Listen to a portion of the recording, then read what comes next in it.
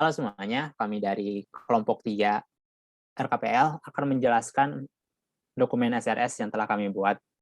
Dokumen SRS ini tentang aplikasi yang bernama COVIDWare. Sebelumnya, kami akan memperkenalkan diri dari kelompok 3 sendiri. Ada 4 anggota. Yang pertama ada Fauzi Ramadhani, yang kedua ada Thoriqul Kiram, 3 Umar Abdulaziz, dan yang keempat Rifa Muhammad. Selanjutnya kami akan menampilkan dokumen SRS yang telah kami buat.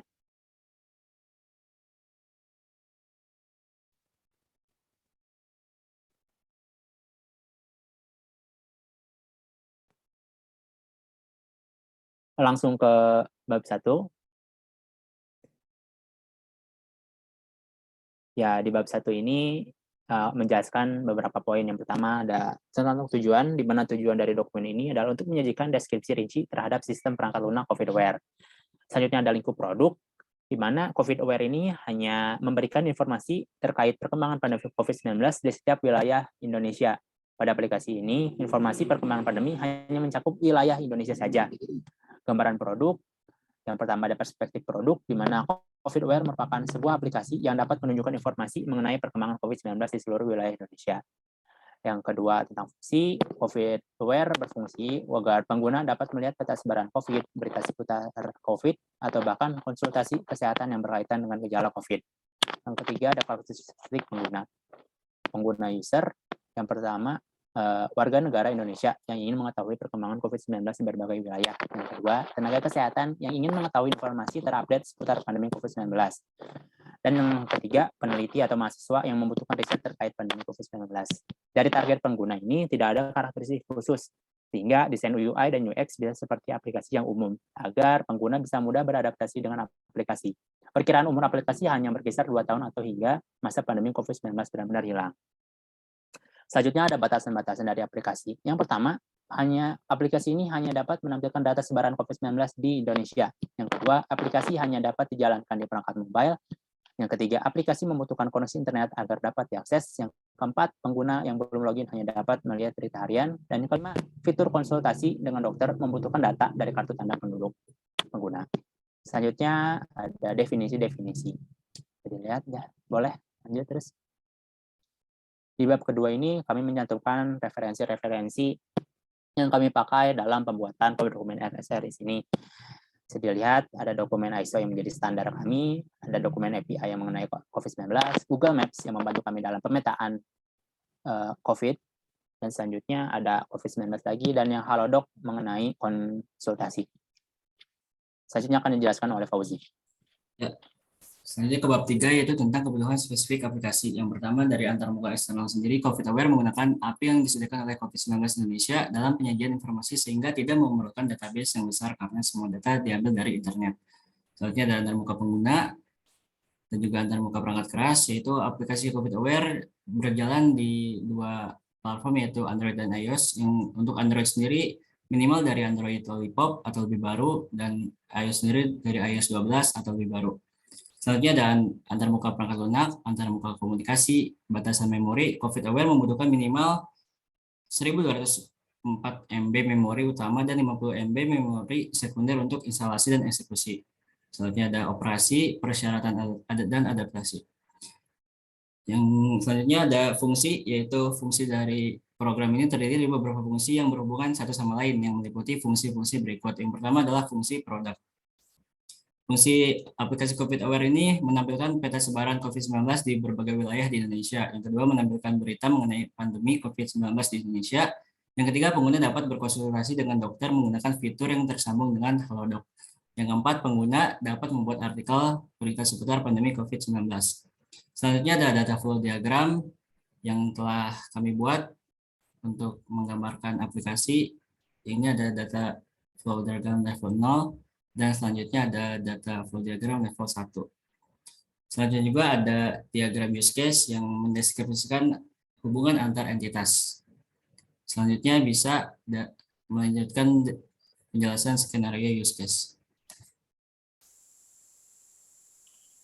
Baik, untuk skenario use case yang telah kami buat, yang pertama yaitu ada skenario login, bisa dilihat sendiri aktor dan revisi sistemnya. Terus ada skenario registrasi, kemudian ada melihat data COVID, mencari data COVID, kemudian konsultasi kesehatan. Untuk subbab selanjutnya itu kebutuhan fungsional. Untuk kebutuhan fungsionalnya yang pertama itu ada registrasi, yang kedua konsultasi kesehatan, yang ketiga melihat berita COVID, yang keempat membuat berita COVID. Yang kelima membuat artikel, yang keenam melihat data COVID, yang ketujuh mencari data COVID, yang kedelapan memberikan informasi data COVID yang terupdate, yang kesembilan konsultan kesehatan atau konsultasi kesehatan. Untuk kebutuhan usability-nya bisa dilihat sendiri, ada akses internet untuk diperlukan untuk mengakses aplikasi tersebut. Kemudian data COVID-19 yang diambil langsung dari internet, input pengguna akan tersimpan ke database, login dan daftar diperlukan untuk mengakses fitur layanan konsultasi. Kemudian di sini ada UI yang telah kelompok kami buat.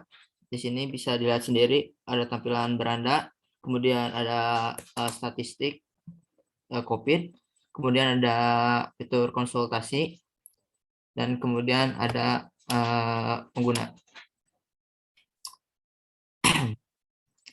Untuk kebutuhan performanya, yang pertama waktu tanggap penyajian informasi maksimal selama 15 menit. Perangkat lunak harus mampu mengolah data COVID-19 untuk semua keseluruhan di Indonesia. Yang ketiga, perangkat lunak harus dapat digunakan secara multi-user sesuai otoritas yang diberikan kepada masing-masing pemakai.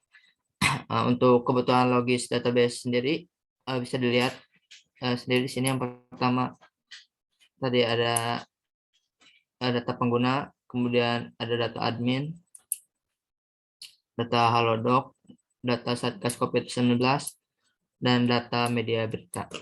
Untuk selanjutnya akan dijelaskan oleh Translator. Ya, selanjutnya ada Entity Relationships Diagram atau ERD, bisa dilihat sendiri.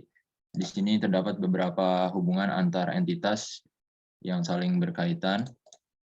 Kemudian ada kelas diagram, seperti ERD, ada hubungan antar kelas yang bisa dilihat di kelas diagram ini. Selanjutnya, batasan desain COVID Aware menggunakan sistem desain 3 yang mengacu pada material desain Android dan Human Interface Guidelines pada Apple. Lalu ada atribut sistem perangkat lunak yang terdiri dari keandalan. Untuk menjalankan program dengan performa baik, sistem harus memenuhi spesifikasi. Lalu ketersediaan aplikasi COVID Aware dapat berjalan 24 jam dengan konektivitas internet stabil, kemudian ada keamanan, lalu pemeliharaan dan portabilitas yang akan mendukung di platform lain selain Android dan iOS seperti web dan Windows. Lalu yang terakhir, informasi pendukung. Informasi pendukung yang dipakai di dokumen ini berasal dari sumber referensi yang berbeda-beda. Namun yang menjadi standar utama kami dalam membuat dokumen ini yaitu dokumen ISO atau IEC atau IEEE 29148 2011. Lalu ada referensi lain seperti dokumentasi API dari covid19.go.id dan referensi lainnya yang dapat dilihat di bab 2. Kemudian aplikasi ini diharapkan dapat membantu dalam menyelesaikan permasalahan pandemi COVID-19 ini dengan informasi yang sudah disediakan. Lalu aplikasi ini juga diharapkan dapat membantu pengguna untuk mencapai COVID-19 yang diharapkan pandemi ini juga dapat cepat berakhir. Ya. Sekian presentasi dari spesifikasi kebutuhan rekayasa perangkat lunak aplikasi COVID Aware dari kami kelompok 3. Kurang lebihnya mohon maaf. Wassalamualaikum warahmatullahi wabarakatuh.